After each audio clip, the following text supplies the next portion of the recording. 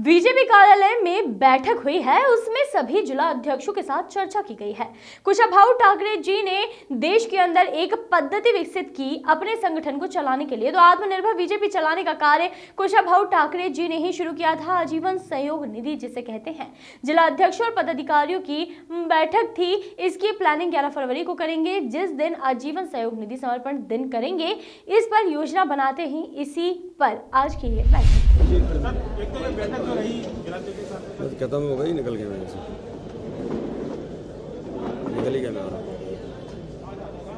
आ रहा हूँ।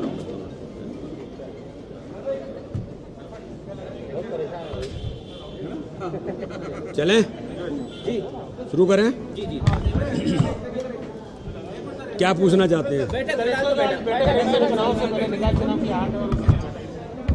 देखिए, आज की बैठक भारतीय जनता पार्टी के सभी हमारे जिलाध्यक्ष और भारतीय जनता पार्टी मध्य प्रदेश ने आदरणीय कुशाभाऊ ठाकरे जी ने देश के अंदर एक पद्धति विकसित की कि अपने संगठन को चलाने के लिए कार्यकर्ताओं के आधार पर, जो हम लोग कहते हैं कि भारतीय जनता पार्टी कार्यकर्ता आधारित संगठन है, तो आत्मनिर्भर भारतीय जनता पार्टी बनाने का काम देश के अंदर आदरणीय कुशाभाऊ ठाकरे जी ने संगठन निधि के आधार पर, आजीवन सहयोग निधि जिसको हम कहते हैं, तो उनके प्रभारी और जिलाध्यक्षों की बैठक थी।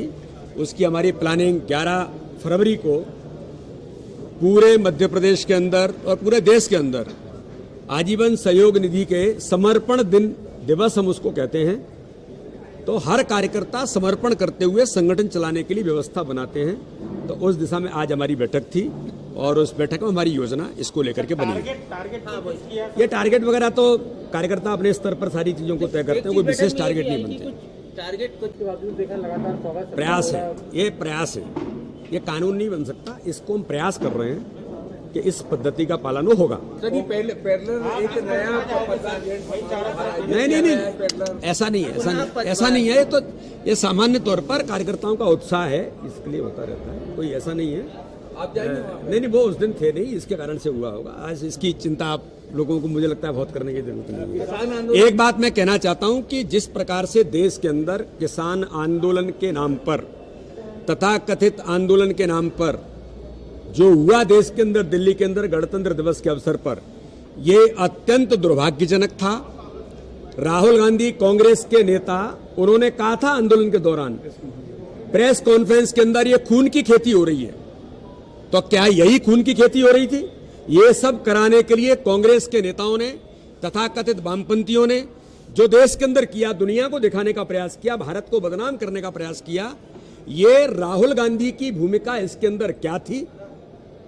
मैं तो मांग करूंगा कि इसकी जांच होनी चाहिए कि जिन्होंने कहा था ये खून की खेती हो रही है, तो क्या आज के दिन के लिए जो 26 जनवरी को गणतंत्र दिवस के अवसर पर जो खून खराबा दिल्ली के अंदर करने का प्रयास किया, इसके बारे में राहुल गांधी की भूमिका की जांच होनी चाहिए।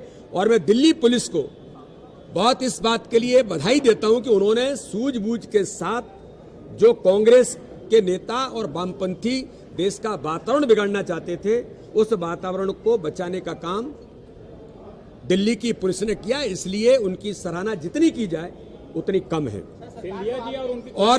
और जिस प्रकार से मैं इस बारे में कहना चाहूंगा कि जिस प्रकार से देश के अंदर 26 जनवरी को गणतंत्र दिवस के अवसर पर तिरंगे का अपमान हुआ, ऐसे तिरंगे के अपमान को देश के अंदर कोई भी स्वीकार नहीं करेगा।